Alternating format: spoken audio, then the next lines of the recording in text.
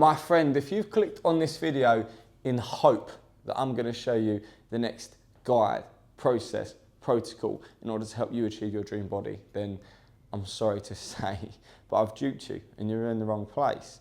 Because truth be told, you know what to do. How many times have you watched a video on follow this workout split and you'll have abs in the next 12 weeks, or follow this diet to get shredded, or just do this? I can guarantee your social media is curated full of all of this content, and you don't need any more knowledge. You don't, because you have all the knowledge in the world. You've probably got more knowledge than what people that have what you want have. Which goes to show that the issue isn't knowledge, it isn't what to do that's the problem, but it's something slightly deeper. And in this video, we're going to break down what that is, why it's affecting you, and how we're going to overcome it. So let's break down the 3 levels in which are holding you back. So the first, which you're probably aware of, and this is where you focus all your attention on, is behavior. And you think that the reason why you haven't got your dream body is something to do with your diet, your workouts, your supplementation, maybe it's your recovery techniques. You think, yeah, that's why the reason I don't have a six-pack is definitely because I don't do saunas, and maybe I need to cold plunge, ice baths, cold showers, maybe I need to meditate. You think that these things are going to get you to where you want to get to, but despite the fact that you have done these, you still haven't. And if you have, then you would be there right now. The second one is motivation. And if there was one word in the dictionary that I could remove, it would be motivation, because this word is the biggest part of bullshit and is keeping you stuck where you are right now.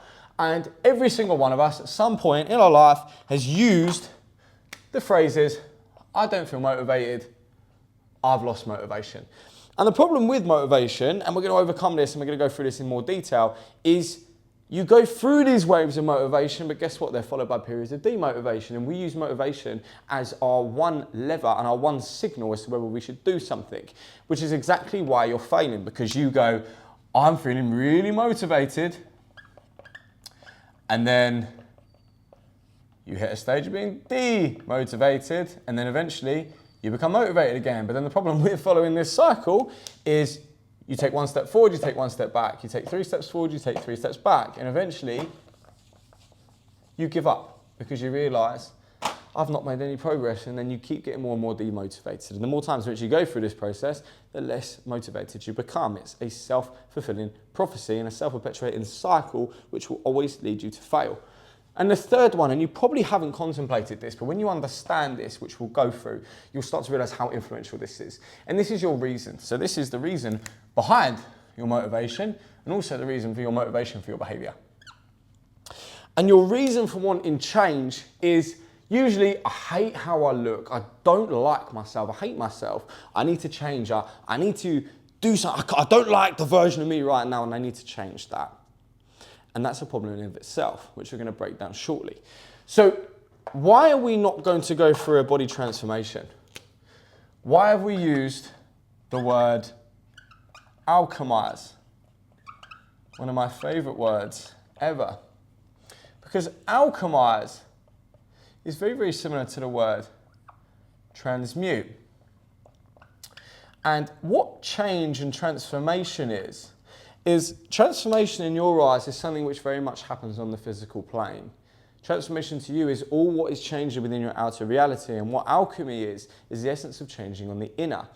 And alchemize, transmute, it essentially means to change state, to change form, to change the nature or substance of something, often into a higher or different state.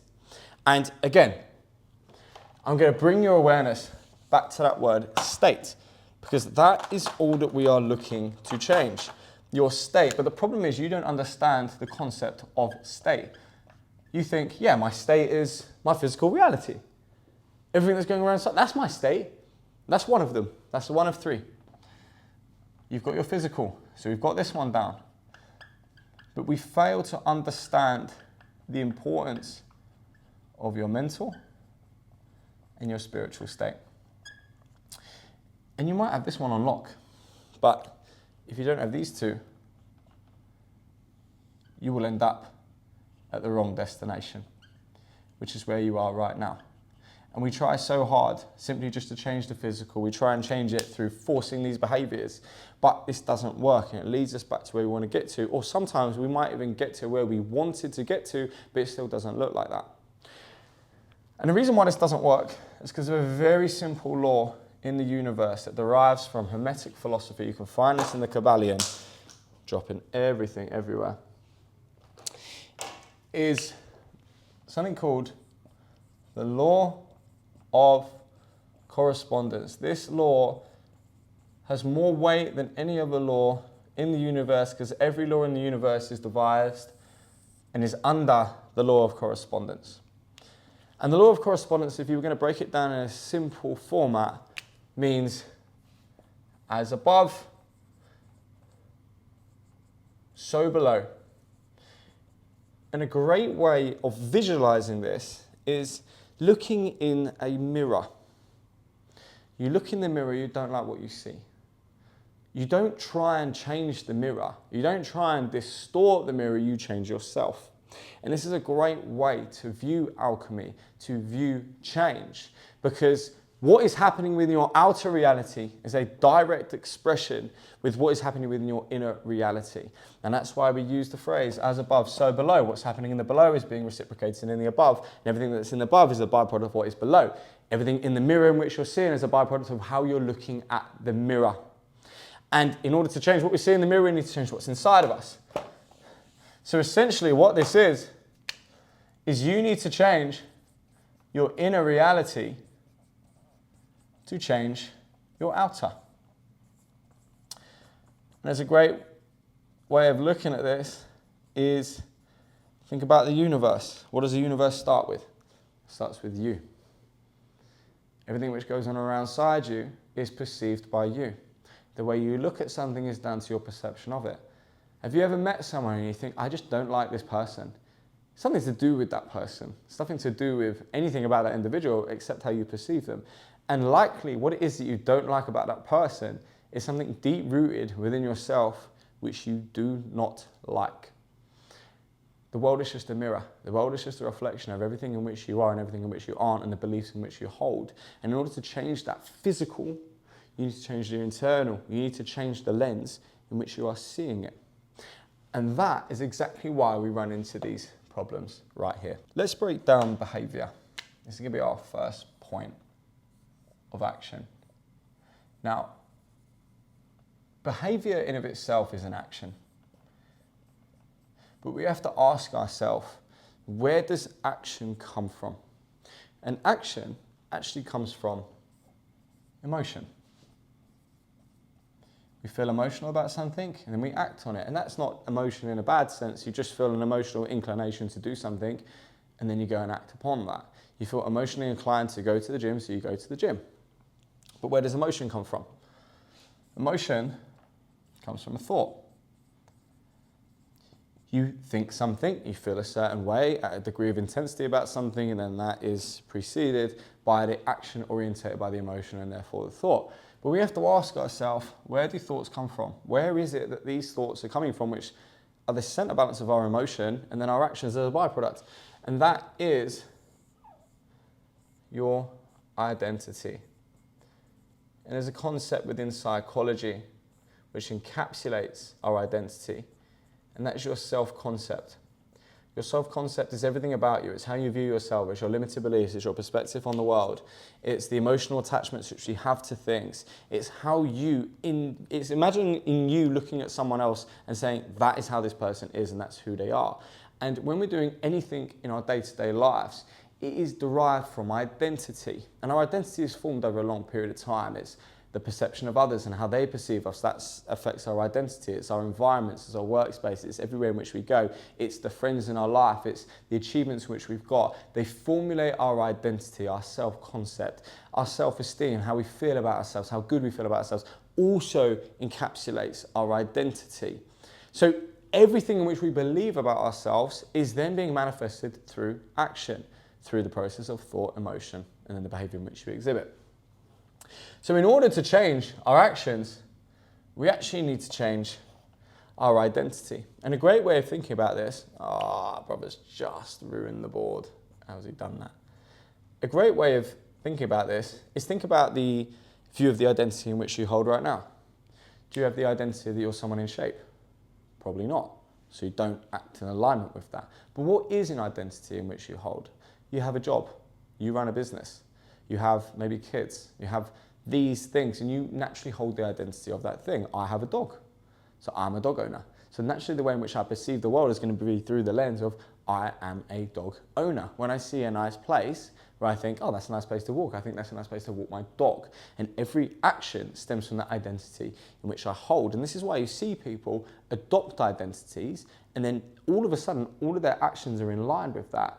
Have you ever seen someone become a mother for the first time? And all of a sudden, everything in which they're doing is acting in alignment with a mother. They're naturally more caring, they're more forgiving, they're more nurturing. And that's because all of a sudden that's deeply ingrained within their identity. So in order to change our action, we actually need to change our identity. And what we can do is we can force action. And you can do this for a long period of time. And you can go through the motions of, trying to change your diet and going to the gym 3 days a week and taking supplementation and maybe doing all the recovery techniques.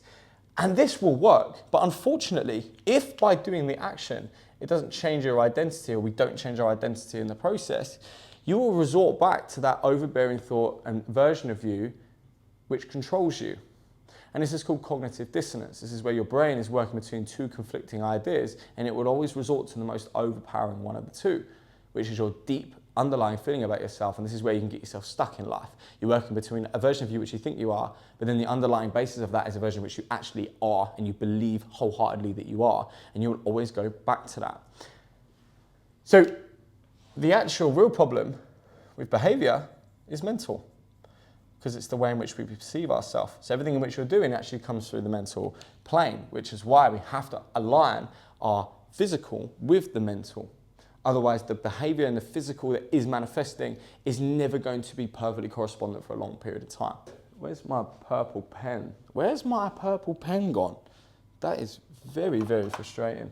The purple pen is on the floor. Motivation, like I said, is one word which I would like to absolutely terminate and eradicate from civilization, because motivation will always fail you. When you understand how it works on a neurological, neuroscientific, neuroplasticity level, you'll understand, fuck, this is never going to serve me. Because what motivation essentially is reward. You do an action for a reward. And on a neurochemical standpoint, that reward is determined by your dopamine. Dopamine is a neurotransmitter which signals to your body reward, pleasure, success. It encourages you to do that behavior more. That's why highly dopaminergic activities, such as scrolling on your phone, alcohol, drugs, they're so addictive because they feel so good. And it's never the substance which is the issue, it's your relationship to it on a dopaminergic level. If you have a problem with smoking, it's likely that you get dopamine release from the smoking. And dopamine in itself needs to be understood as well, because dopamine has nothing to do with the effort. Dopamine is actually, I'm going to change pen, this is really annoying me. Dopamine is actually the perceived likelihood of getting the reward. Right? So it's nothing to do with the reward in which you think you're going to, nothing reward in which your conscious brain thinks you're going to get. It's your subconscious, right?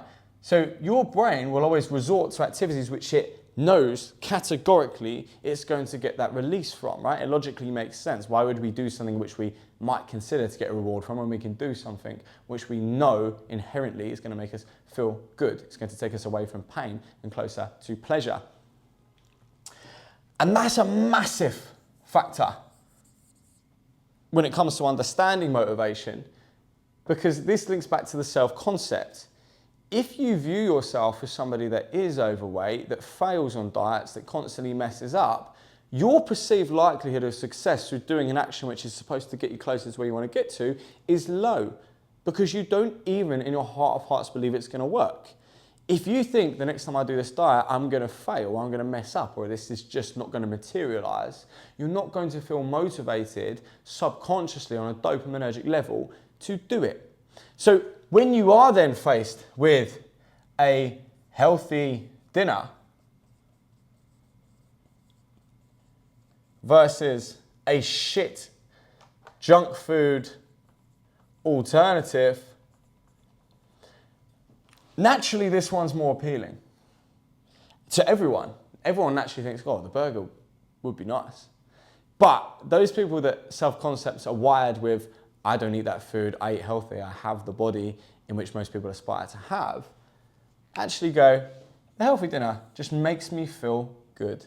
It makes my body look the way in which I want it to. It makes me feel healthy, I feel revitalized. But the people that don't think that way and don't have that self-concept aligned with that, naturally go, well, this isn't going to give me anything, but I at least know that this tastes really fucking good and it's simple, it's easy, it's convenient, therefore I'll have this one.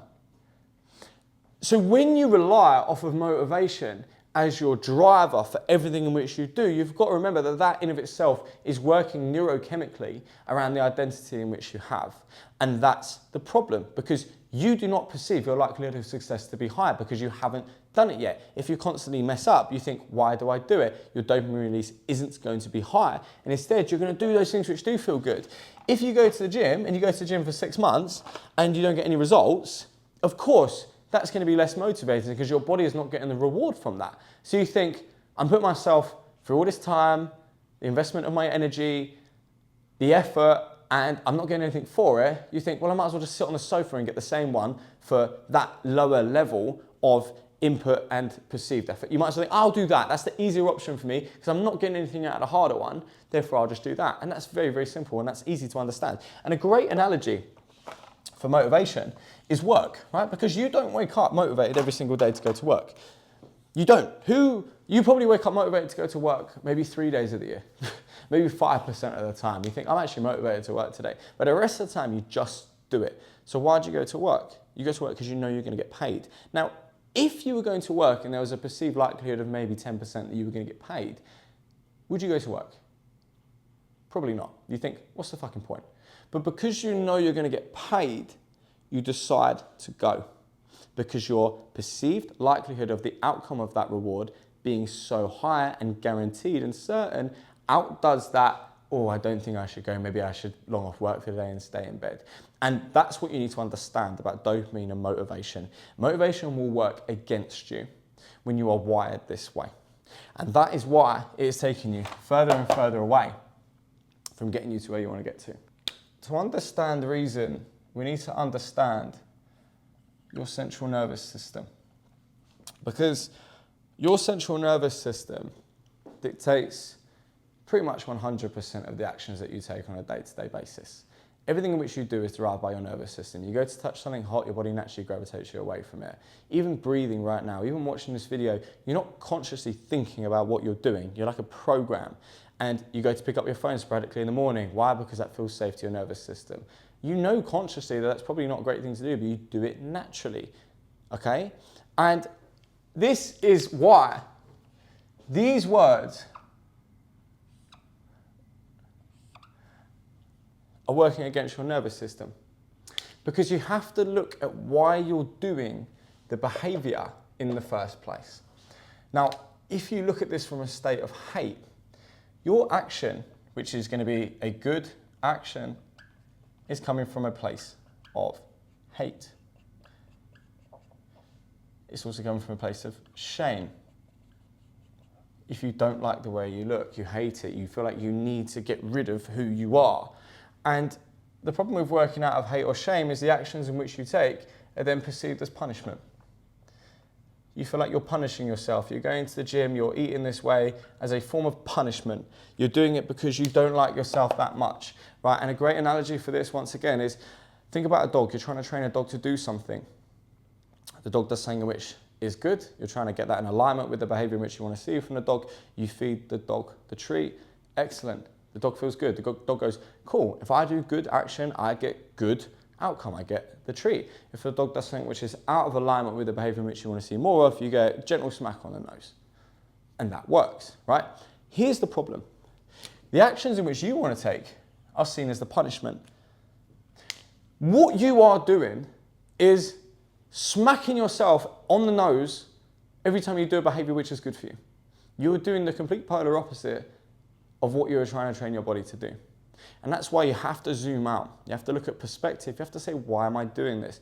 Why is it that I'm exerting this behavior? And when you go down the chain, the only reason you're eating a healthy diet is because you're trying to punish yourself because you don't like yourself. If you hate yourself and you want to change that, this is a form of self-punishment. Nothing good ever came from hate.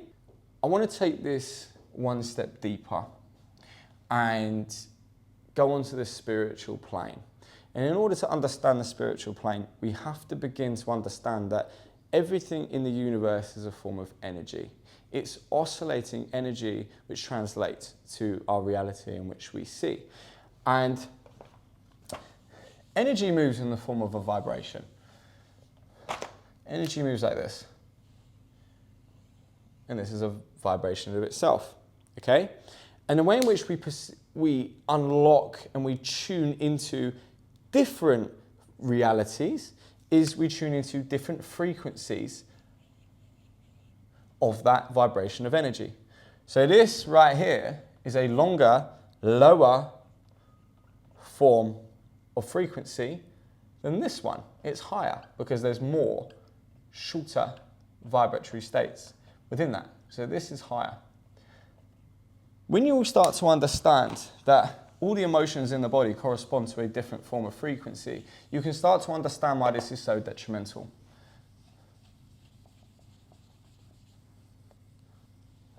Sorry, I really got into that. Negative energy is lower in frequency. And I'm going to pull up the chart of consciousness and the vibratory states of different emotions. And I really want you to see the difference in where different emotions are aligning with the frequency in which you get. At the top, you obviously have enlightenment, you have peace, joy, love. The actions in which you undertake or the things in which you perceive with this emotion are at a higher frequency. That's why love feels so good. That's why joy feels so blissful. That's why peace feels so serene, because these are the highest forms of frequency. And the lowest ones in which you're going to see, and the lowest in particular, is shame. Shame is the lowest vibratory state you can be operating in. And this works incredibly well because there's a term in which you've probably heard called body dysmorphia. And body dysmorphia is simply an energy imbalance in the body. Because you probably see someone that has body dysmorphia and you think, they've got a great body. You probably think, I'd love to look like that. But then you speak to that individual and they go, no, I look shit. No, I hate myself. I look fat. I look ugly. This isn't right on my body. So despite the fact that they have acquired the thing in which you want to, they still don't feel a certain way. Now you need to understand everything which you are given them in this physical reality is going to affect your emotional and internal state. You don't receive that physical thing and derive pleasure from it. You derive pleasure from it from an emotive place.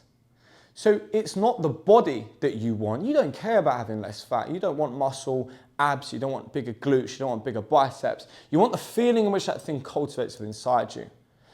You want the confidence. You want the increase in self-esteem. You want the increase in perceived sexual attraction. You want to feel fucking good. And this is the fascinating part of body dysmorphia. Even though you have cultivated the vision in your head, less fat, more muscle, bigger glutes, bigger arms, abs, whatever it is that you perceived, you got there through the wrong frequential state. You got there through the wrong emotive, vibrational state to get there. So even when you get there, if you did it from a place of shame, hate, those emotions are just going to be amplified when you get there. And this is the important thing about when you're doing anything in life, especially when you're building your dream body, but anything for that matter. You need to do it out of a state of love, of acceptance, of pride, of joy.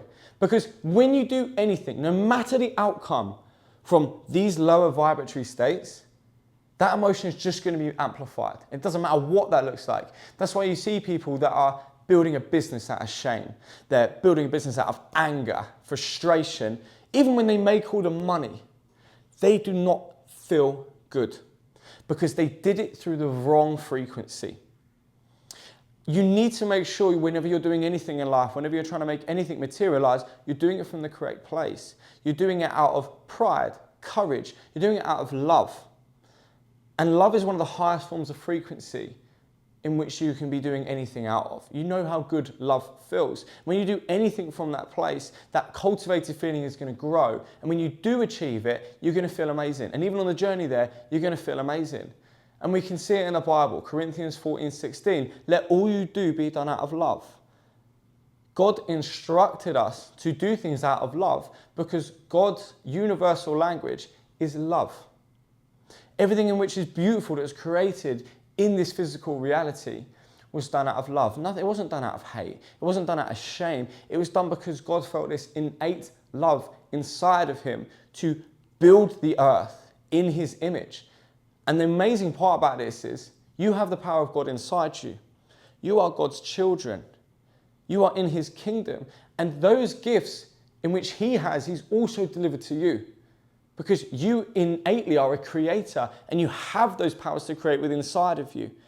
And if you decide to do them out of the wrong place, you're not going to get the outcome in which you want.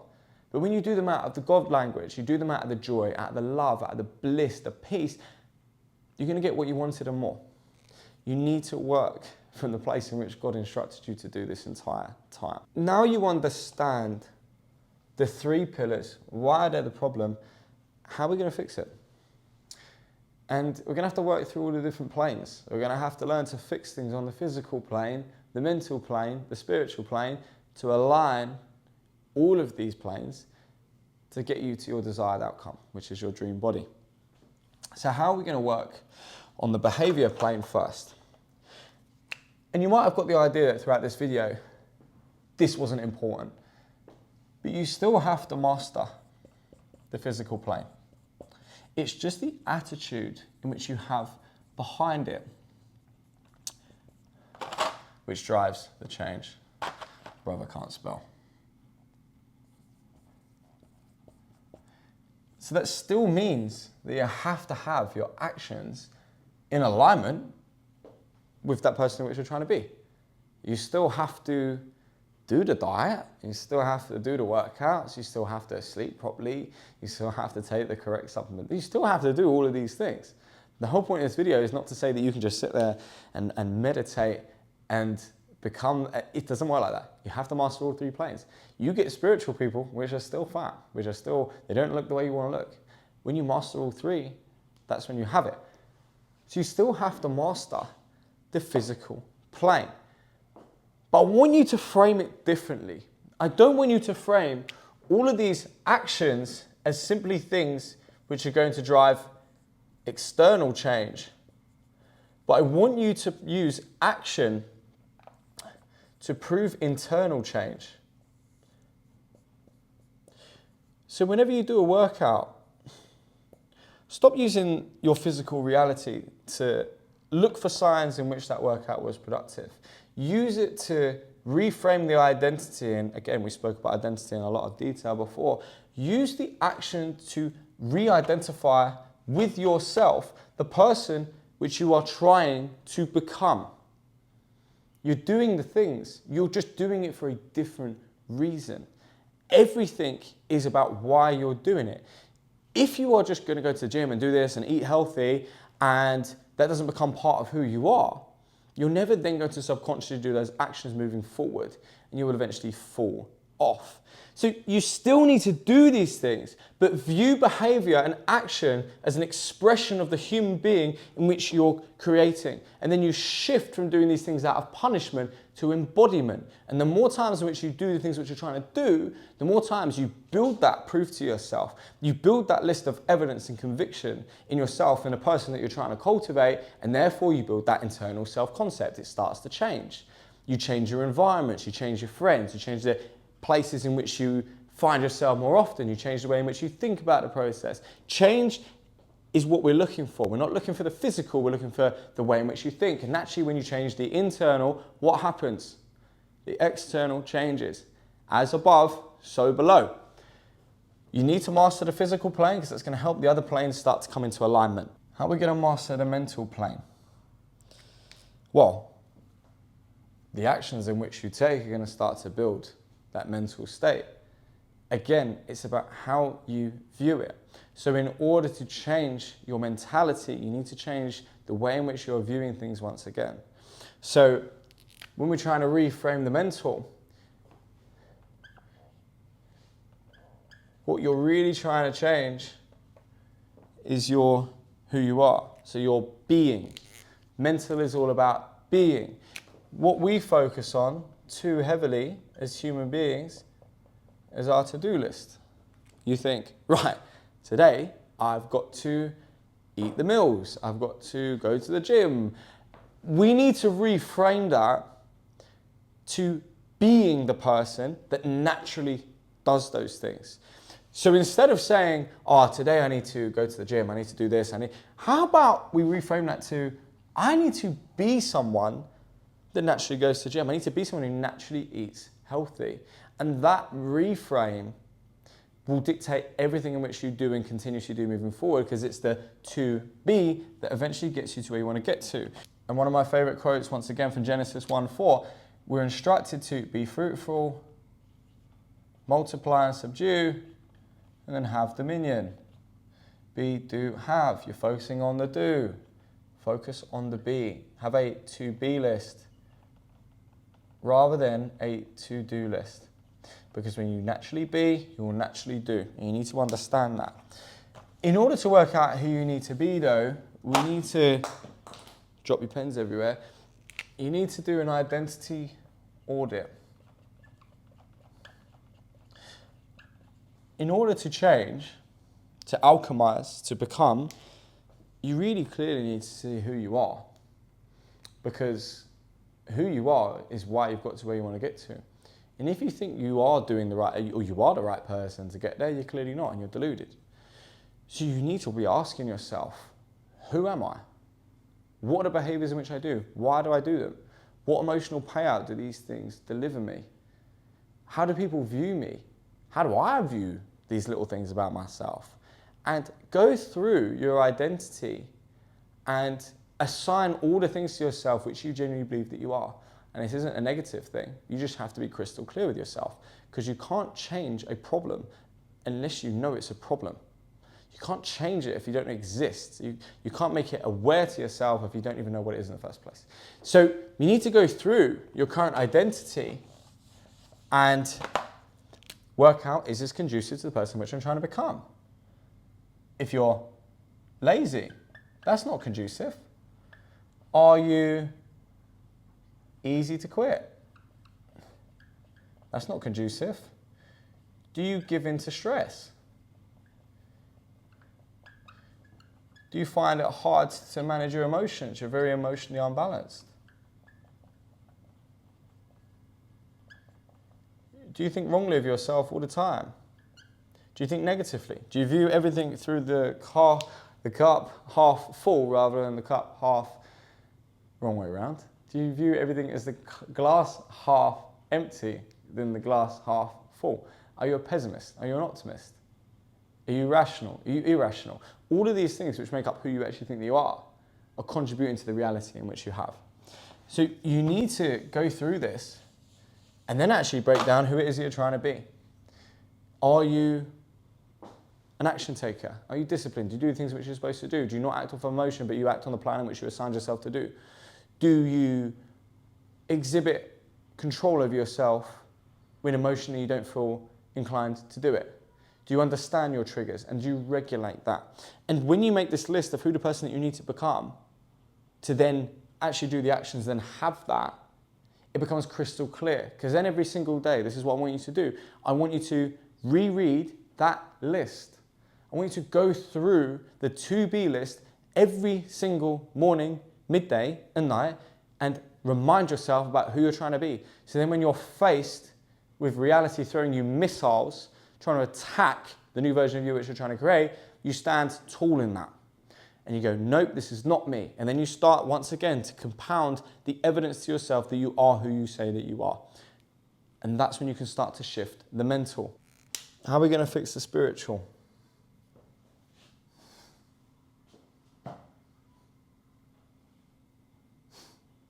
Forgive yourself. Learn to not be so hard on yourself. Learn to realize that the conditions in which you've expected yourself to achieve this whole time have been unrealistic. And then when you fail to do that, you beat yourself up. You can't get to where you want to get to. You can't change. You can't become something new unless you forgive yourself. It's all our first go. It's all our first spin at this. It's your first go at this game. And you probably messed up. I've messed up. You probably think you've messed up a lot. I've messed up a lot. You have to let go of that. Because if you can't let go of it, you hold on to it. And when you hold on to it, it becomes part of who you are. And then all the actions in which you take are from that identity. So spiritual playing is very easy. Let go. Forgive yourself. Don't beat yourself up. Because every time you beat yourself up, it leads to you reciprocating those actions again. And spiritual playing is very simple. Quite simply, you need to forgive. And then when you forgive yourself, you can learn to love yourself. And then when you love yourself, you do things out of a different place. When you love yourself, you eat healthy because you love your body. And you nourish it with the correct nutrients and minerals and adequate caloric supply that it needs to thrive. You don't train to punish your body. You train because you love it and you want to see it change. And you want to see it be better. You train because you honor yourself. You stay disciplined because you know that that's what's right for you and your soul. You do things to fix your internal and not just to bend your external. And that all begins with the forgiveness. If you can't forgive, you can't change. And then you can't start to operate from a higher level. It's like when one of your friends does something wrong. Unless you decide to forgive them, nothing is going to move forward. And then everything which seems to go on, it's like if you've had an argument with your partner and you fail to forgive them, you hold that resentment, you hold that anger, that frustration, and that's constantly coming out of you because you failed to forgive them. Now, obviously, some things in life are unforgivable in your eyes, but you can still forgive that and decide to distance yourself. But right now, what you're doing is you're punishing yourself time and time again, and then you won't forgive yourself, and then you hold on to it, and it manifests itself once more. So you can't get any further unless you let go. You need to realize that the past, the way in which you view it, is just through that perception in which is created through your self-concept. If you view yourself as a failure, everything which you're going to look back on is going to be through the lens of you're a failure. But if you love yourself, all the mistakes in which you made are actually your greatest blessings. And all the times in which you messed up led to your next season of growth. But you can't do that unless you forgive yourself. You need to realize that life is full of mistakes. And even reframing a mistake in of itself to a lesson rather than a failure is the greatest step you can make. And if you learn to do that, you learn to forgive yourself, life becomes very blissful. And you'll get to where you want to get to because you start operating from a place of love, a place of joy, bliss, peace, eventually enlightenment. And that's when you can start to attract all the things which you want and for the outcome which is right for you. So that's how you do it. That's how you alchemize your dream body. Once you get those three planes in perfect harmony, it is inevitable that things are going to come to you thick and fast. You're going to see your body change faster than it's ever changed before. And change, I just want to say this right now, this is not going to be smooth. It's not going to be smooth sailing. It's very difficult to change your mental state. It's difficult to forgive yourself. It's difficult to change your behavior. Those things are so difficult, but they're arguably not more difficult than what you're doing right now, which is finding yourself in the same perpetual pattern with the same behaviors that have kept you where you are for your entire life. So you need to give yourself grace. You need to understand this isn't going to be smooth. You need to listen to yourself. You need to listen to your intuition. You need to find stillness. And when you can do that, change will come. And you'll find those walls of resistance breaking through. You'll have your good days. You'll have your good weeks. You'll have your good months. You'll have your wins. But guess what? You can have losses. It's the law of polarity. All good must have bad. You can't. It's Newton's law. What goes up must come down. Everything has an equal and opposing force, which is exactly equal to the force in which has been exerted to get to that initial movement in the first place. Every good day has a bad day.